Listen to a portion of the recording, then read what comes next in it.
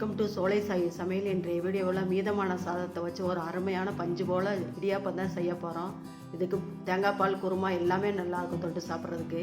இந்த வீடியோ கடைசி ஸ்கிப் பண்ணாமல் பாருங்கள். வாங்க வீடியோக்குள்ளே போய் எப்படி செய்கிறதுன்னு பார்க்கலாம். மத்தியானம் வடித்த சாதம் ஒரு கப்பு போட்டுக்கலாம். தேவையான அளவு உப்பு போட்டுக்கலாம்.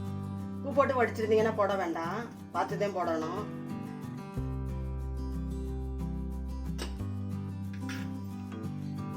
கொஞ்சமாக தண்ணி ஊற்றி அரைச்சிக்கலாம். நல்லா நைஸாக அரைக்கணும், இல்லாட்டி ஓட்டையில் அடை ஓட்டுக்கும். அப்படி அரைச்சிட்டு வந்துட்டு பார்க்கலாம். இந்த அளவு நல்லா கூழ் மாதிரி அரைச்சிட்டு வந்துட்டேன் பாருங்க. இந்த பவுலில் ஊற்றிக்கலாம். இந்த அரைச்சிட்டு வந்த சாப்பாட்டில் ஒரு கப்பு பச்சரிசி எடுத்து வச்சிருக்கிறேன். கொஞ்சம் வேணுங்கிறத போட்டுக்குவோம். நல்லா பிசைஞ்சுக்கலாம். நல்லா கெட்டியா இருக்கணும்.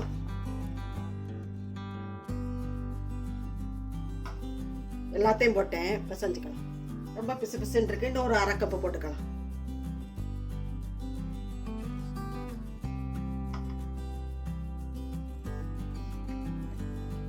இதுல கொஞ்சமா எண்ணெய் ஊத்தி பிசைஞ்சுக்கலாம்.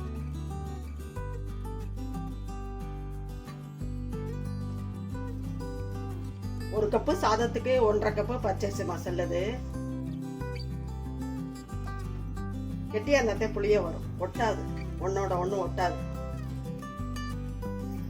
நல்லா பிசைஞ்சாச்சு. இந்த மாதிரி இருக்கணும் கெட்டியா. இந்த இடியாப்ப அச்சுல போட்டுக்கலாம்.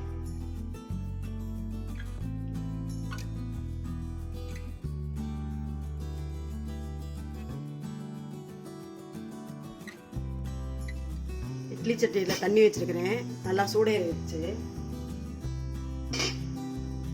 இதில் புளிஞ்சுக்கலாம். ரவுண்டாக வேணாலும் புளியலாம், இல்லை மொத்தமாக வேணாலும் புளியலாம்.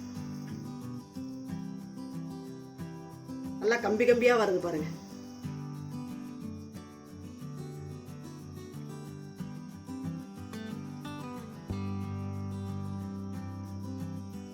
இன்னொரு வட்டை எடுத்து புளிஞ்சுக்குவோம்.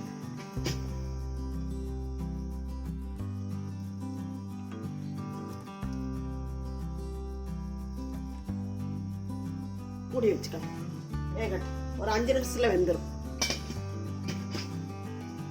வெந்துருச்சான்னு பார்க்கலாம். ஒட்டலை பாருங்க, நல்லா வெந்துருச்சு. ஒரு பிளேட்ல எடுத்துக்கலாம். நல்லா சூப்பரா வந்திருக்கு பாருங்க.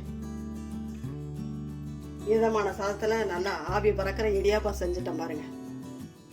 சாதத்தை வேஸ்ட் பண்ணாம, மீதமான சாதத்துல இதே மாதிரி வேஸ்ட் பண்ணாம இடியாப்பம் நீங்களும் செஞ்சு பாருங்க. செஞ்சு பார்த்துட்டு எப்படி இருந்துச்சு கமெண்ட்ஸ்ல சொல்லுங்க. இந்த வீடியோ பிடிச்சிருந்தா மறக்காம சோலை சாய் சமையலுக்கு சப்ஸ்கிரைப் பண்ணுங்க. நன்றி, வணக்கம். அடுத்த வீடியோல பார்க்கலாம்.